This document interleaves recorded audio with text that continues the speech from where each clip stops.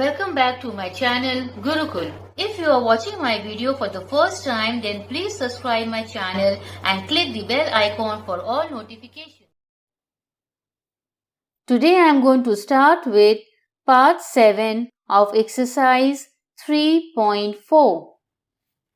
Now question number 10, it says, a gardener has 1400 plants. He wants to plant these in such a way that the number of rows and number of columns remain the same. Find the minimum number of plants he needs more for this. Right? So, यहाँ पे total number of plants is equal to 1400 और बोला क्या गया है that number of rows should be equal to number of columns. ये criteria है जो हम लोगों को फुलफिल करना है, राइट? तो सबसे पहले हम लोगों को क्या करना होगा? We need to find the square root. All right? Square root of 1400. So we start pairing, starting from right hand side and moving towards the left hand side, right? तो यहाँ पे हो जाएगा हमारा 3 3s are 9, 4 4s are 16, वो तो ज़्यादा हो गया. So we will take 3 3s are 9. Alright, we got the remainder 5. अब हम लोग डबल ज़ीरो नीचे लाएंगे 500 और 3 का डबल हो गया 6. तो यहाँ लिखेंगे 7, तो 67 into 7 gives us 469 and then we got the remainder 31. Right? अब क्राइटेरिया है number of rows should be equal to number of columns. तो अब हम लोग क्या देख रहे हैं that in order to find the square root of 1400 हम लोगों को एक रिमाइंडर मिल रहा है that means 1400 is more than the square root of 37. तो हम लोग उसको कैसे लिखेंगे that 1400 is more than square root of 37 but it is less than the square root of 38. तो अब हम लोग क्या करेंगे 38 का स्क्वायर रूट निकालेंगे और उसमें से 1400 माइनस करेंगे, right? So square root of 38 is equal to 1444. Therefore, 1444 minus 1400 gives us 44. That means we need 44 more plants to fulfill the need of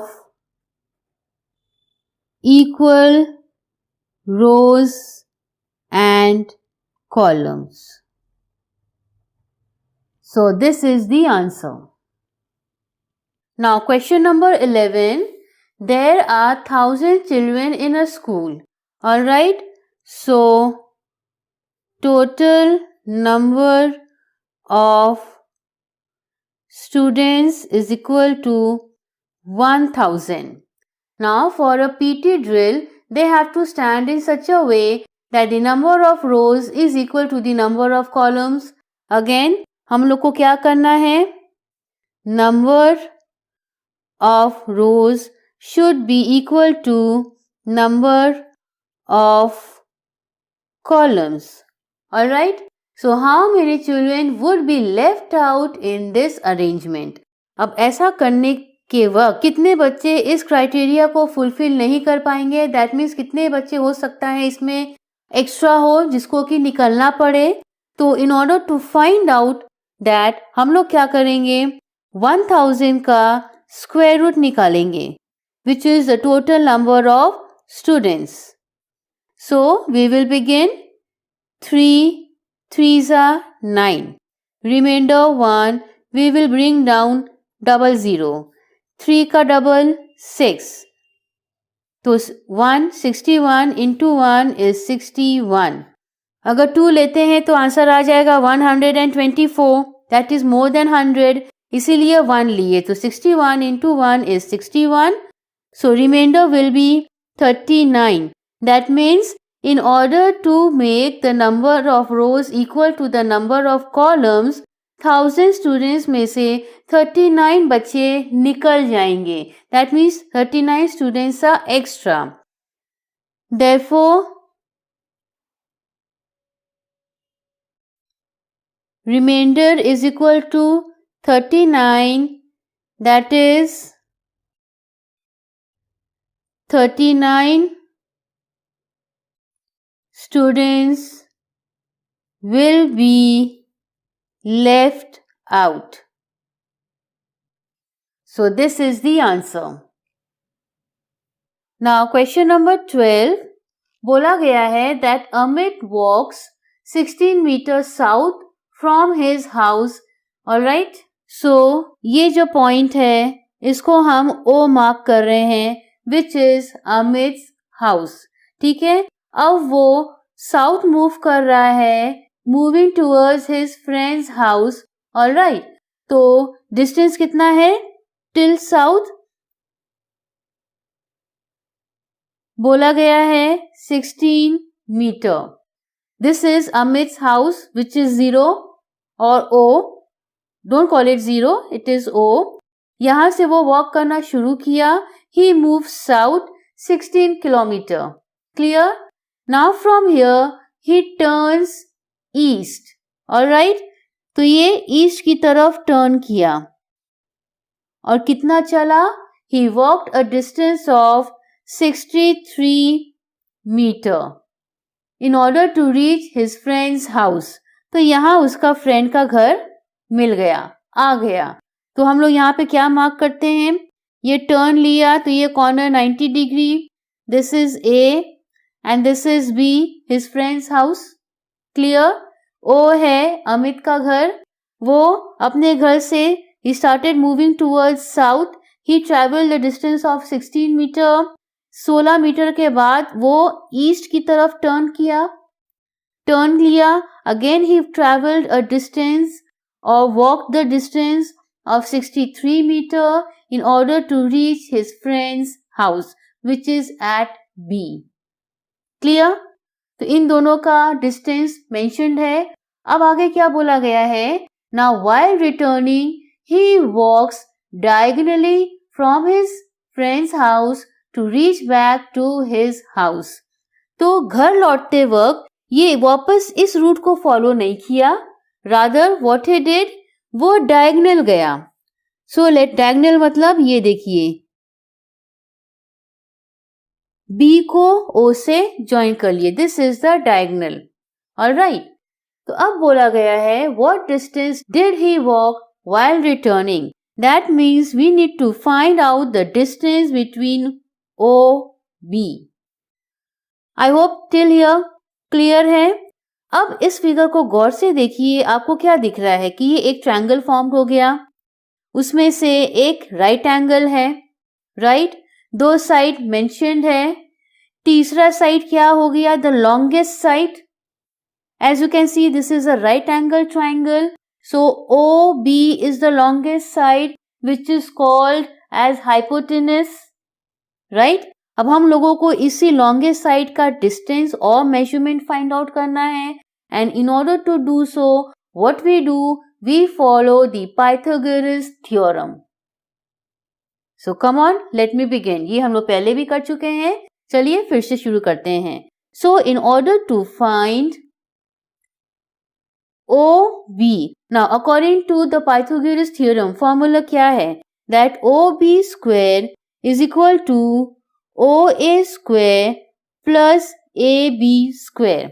OB हो गया the longest side or the hypotenuse. Alright. This side should be equal to the sum of other two sides, sum as well as square. Alright? तो शुरू करते हैं. तो OB square is unknown, उसको ऐसे ही छोड़ देते हैं. OA का वैल्यू क्या है? 16 square plus 63 square. Right? तो 16 into 16 gives us 256 plus 63 into 63 gives us 3969. तो इन दोनों को जब हम लोग ऐड करते हैं we get the answer 4225. So this is OB square. तो ये तो मेजरमेंट है नहीं. आगे बढ़ने के लिए क्या करेंगे?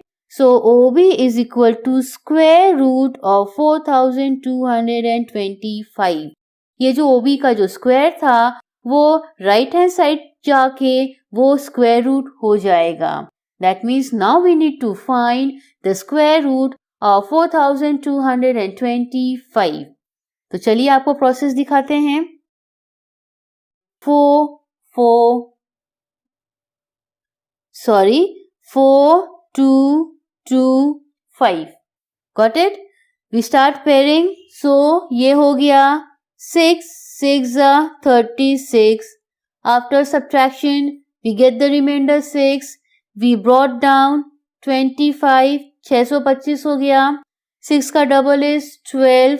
उसके बगल में 5 लिखते हैं. So 125 into 5 gives us 625.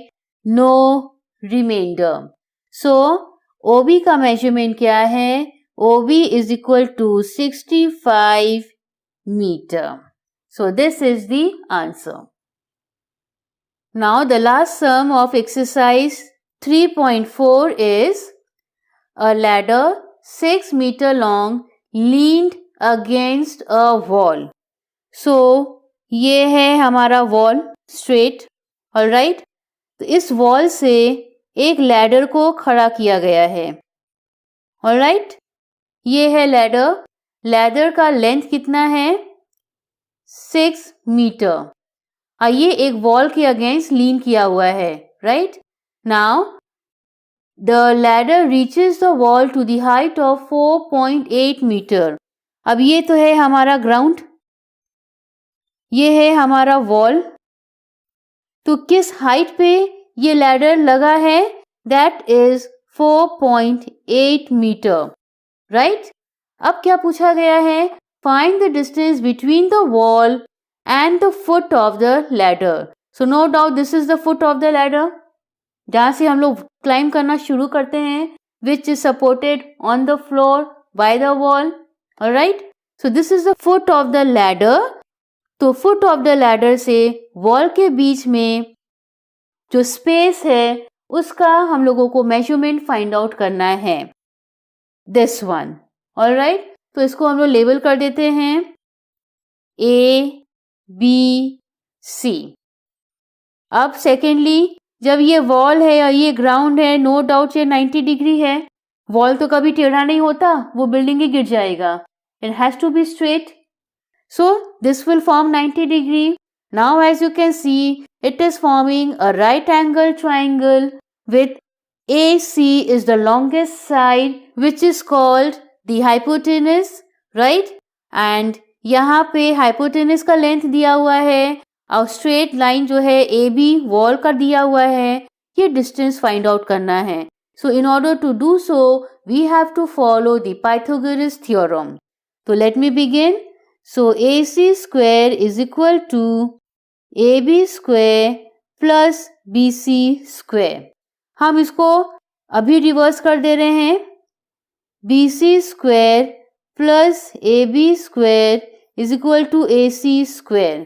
हम रिवर्स क्यों किए? क्योंकि we have to find BC. तो हम लोग को पता है, we know कि जिसको फाइंड आउट करना है उसको हमेशा लेफ्ट हैंड साइड में रखना चाहिए. तो इसीलिए इसको हम अभी ही पलट दिए. Now we will place the value. BC तो अननोन है, उसको ऐसे ही छोड़ दीजिए.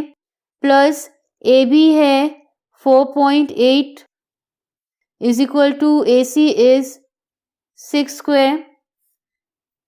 सो BC square is equal to 6 square minus, ये पॉजिटिव से नेगेटिव हो गया since it is changing the house from left hand to right hand. Alright, so minus 4.8 square. So ये हो गया 36 minus 23.04. So after subtraction we got the number 12.96. So which is BC square. Therefore BC is equal to square root of 12.96. तो चलिए उसको भी करते हैं हम लोग. So 12.96 will start from right hand side pairing. So यहाँ ये हो जाएगा 3 3s are 9, remainder 3, decimal ऊपर चला गया. We will bring down 96 together और यहाँ पे 3 का डबल is 6. Alright, इसके बगल में 6 लिखते हैं तो 66 into 6 will give us 396, leaving no remainder behind. So the length of BC is equal to 3.6 meter. So this is the answer. And with this we come to the end of exercise 3.4. Thank you.